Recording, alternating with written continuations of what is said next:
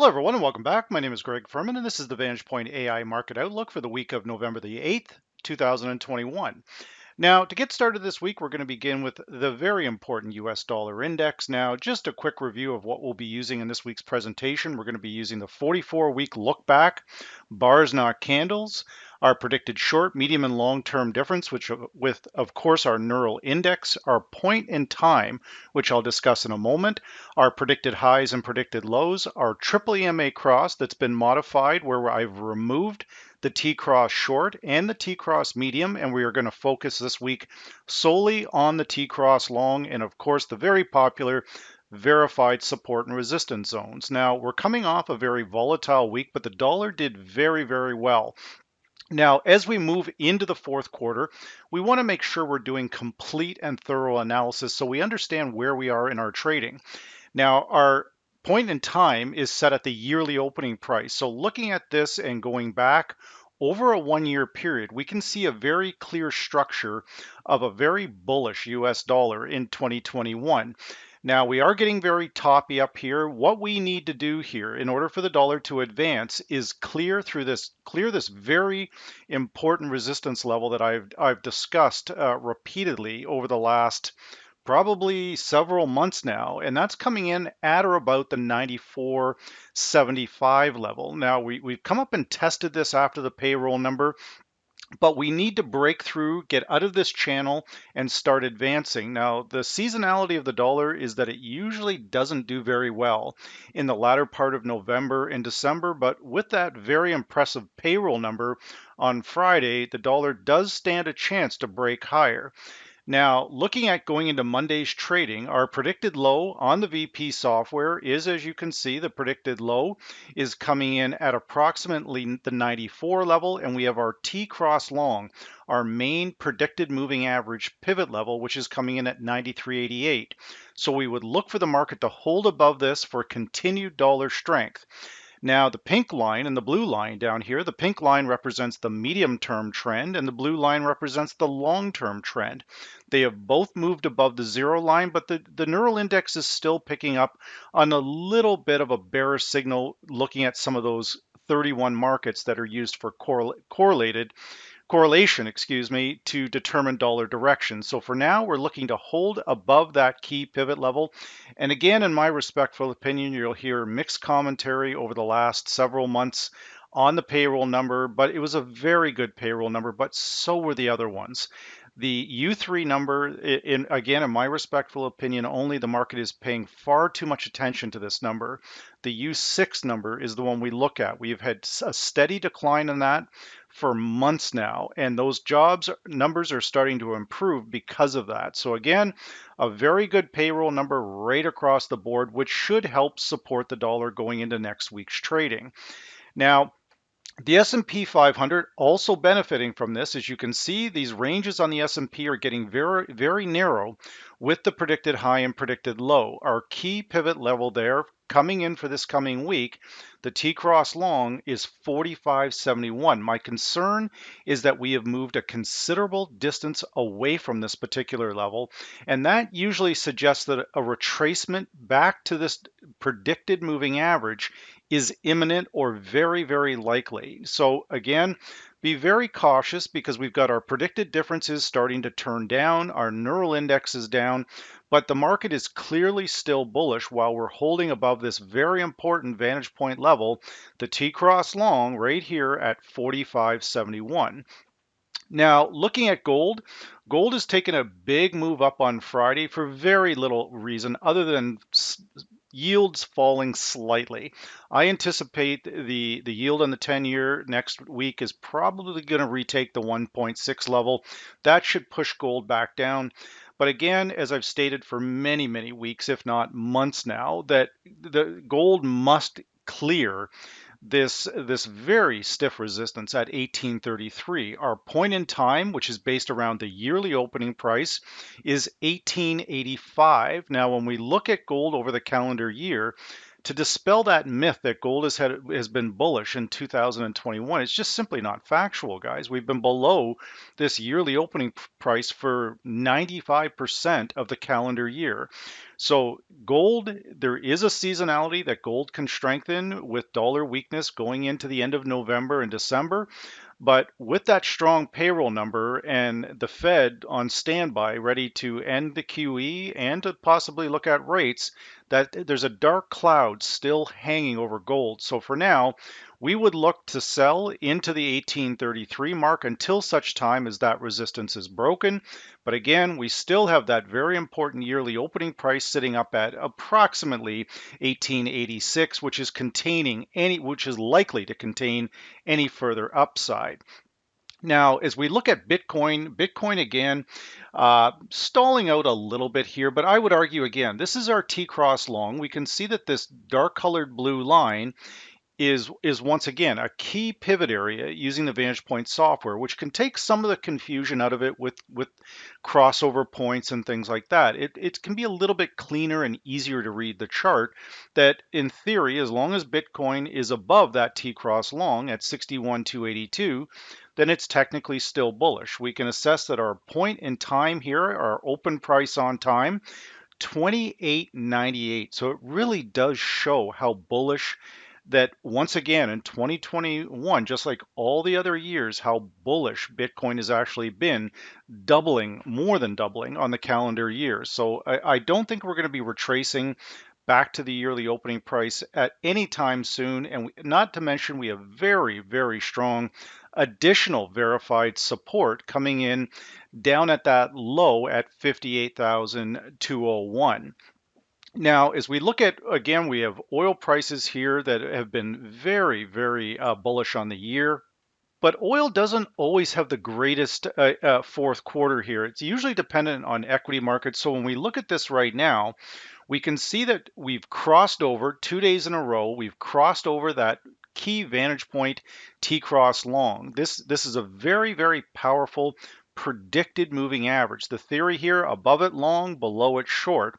Now on Friday, we've retraced right back to that exact level of that T-cross long at 81.59, and we have failed. However, we did not hit the VP predicted low, but our predicted high and predicted low going into Monday's trade will be dependent to some degree on what happens with that S&P 500. If it can hold those gains, then oil is likely to also, but we are losing momentum here. Our predicted differences, meaning our medium-term strength and our long-term strength, is losing momentum to the upside after we've crossed this very important zero line. So to begin the week, we'll be watching the 81.59 level very, very closely to see if we can close above that level on Monday and Tuesday for the oil to continue to rally. But in my respectful opinion, only. If we can't, then that would open up to the downside on oil, probably down to our next verified support low, which would come in at 74.42. Now, as we look at some of our main Forex pairs, again, this gives a better view or an alternative way to use the VantagePoint software that's highly effective. When we look at that T-cross long, you can see that this entire calendar week, the market has been in contact with this predicted moving average. With my own direct client group, we have only been selling the Euro US. Now we have on our 44-week low, we're coming in at 115.24, and we are still getting some buyers down here, even on Friday.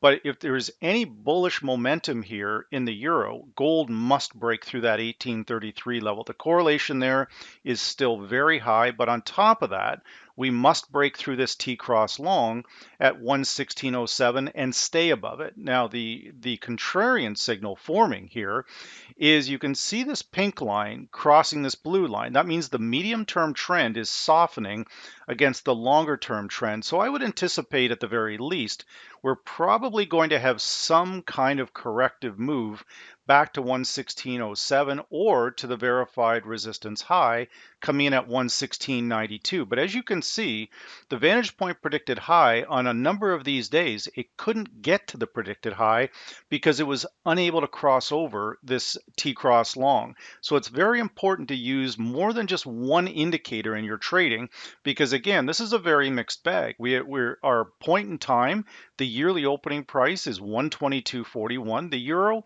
when we look look at the structure of this currency has been extremely bearish in 2021. So that some will argue that these currencies go back and forth and that next year the euro will have a better year. But at the current time, my optimism on that remains heavily guarded. Now, as we move into the additional pairs that are very similar to the euro, which is the US Swiss franc. Now, our predicted differences here are again starting to rise. We've got a strong payroll number. So we would be looking this coming week to overtake this T-cross long at 91.68. Now, an alternative method in your trading is that if you don't want to get involved with longs or shorts or anything below this line, then you can put buy orders just above 91.68. And if we move above that, chances are the pressure will be off the downside. Now, our neural index is not on board yet, but our short-term predicted difference has already broke above the zero line, and our medium and long-term trends are starting to turn back up. So we could have some very good opportunity when we break above this T-cross long, or we can use these verified support low. That area would be 90.86 to attempt longs on, as we anticipate the market at the very least will test 91.68 very early in the week. Now, the pound dollar, very tough week for the pound here. We've slipped below our point in time or our open on yearly opening price. That's coming in at 136.65. We broke down decisively below that. But you can see when this move actually started here, guys. We broke down here on October the 29th, 2 days in a row. We closed below the VantagePoint T-cross long, and that led to 4 straight hard down days. Now, what's interesting here is that we did cross over the yearly opening price, suggesting that the pound is turning bearish. Now, very, very heavy verified support down here at 134.12. We need to break through that level, guys, if we're going to continue with this downward move, but there's definitely pressure building on the pound going into next week. Now, as we look at the dollar yen, once again, I think we could have some opportunity here if we can hold along the verified support low at 113.26, but watch out for a bear trap here, guys. Very often with support that's this heavy, they'll push it 40 to 60 pips below that level, and then there'll be a violent reversal back to the upside. What you want to do is if you're trading US Swiss franc or if you're trading dollar yen or if you're trading both, you want to keep a very close eye on gold contracts. If gold turns very bullish, so will these two currencies. There's a very high correlation to the Swiss franc, the Japanese yen, and gold, positively correlated. So again, we'll be watching gold this week, but the dollar yen, when we look at the opening price or the yearly opening price, that's coming in all the way down at 103.17. The yen has been very, very bearish on the year, as is gold. So when we look at that correlation, if there's any shift in that sentiment, then there would be a shift here in sentiment also, meaning if gold breaks through 1833, stays above that level, that may push the dollar yen back into a corrective phase towards potentially the lows of 110. But at this particular time, that seems very, very unlikely. Now, with our three main equity-based currencies or commodity-based currencies, depending on how you look at that, right now we can assess here, the US Canada is trying to make a move to the upside. We've cleared the T-cross long. You can see that we've struggled with it this entire week, unable to close above it. But on Thursday, we did close above that T-cross long, that very important level from VantagePoint at 124.13, and we've held above it since. So starting the week, you can see we've got our predicted low coming in at the 124.09 area, and we have our T-cross long, our major support level at the pretty much the same level here, 124.15. So that is the area that you want to target for potential longs. Our predicted differences are above the zero line. Our neural index looks good. So again, this indirectly points to a corrective move further in equities and oil. Now, with the Aussie Swiss franc, or excuse me, the Aussie US pair, as per last week's weekly outlook, I suggested that the Aussie would not have a very good week this past week, and surely it did not. We have these verified resistance zones at this particular time, and you can see that that resistance high is 75.55. So we started the week off right off the bat bearish. We broke down and closed below that T-cross long on Tuesday. That led to additional losses on the Aussie. Now, again, when we look at our price on open using the yearly opening price, 77.13, the Aussie has really struggled this year. So once again, not an overly bullish picture for the equity markets because we have such a high correlation to the Aussie. But again, if the U.S. economy is starting to fire on all cylinders, there's no reason why the dollar and the S&P 500 can't both go up at the same time, equally hurting the Aussie. Now, the New Zealand, a very similar setup here. You can see, as per last week's weekly outlook, we were unable to breach this verified resistance at 72.17. The Kiwi spending most of the week heading lower. We're right along this Vantage Point T-cross long, but you can see that we also have a verified support low at 70.93. So we're looking to break free and clear of this, and that way we can target potentially back down into the next verified support low, which would be 69.11. Our predicted short, medium, and long-term differences breaking below that zero line with the neural index suggesting that the coming week for the Aussie, the New Zealand, and the CAD may not be a fantastic week for these particular currencies. Now, we don't have a lot of top tier data next week. I believe we have the CPI out of the US, but overall, it should be more of a range trading type of week, but still some very, very good opportunity if you know your levels. So with that said, this is the VantagePoint AI Market Outlook for the week of November the 8th, 2021.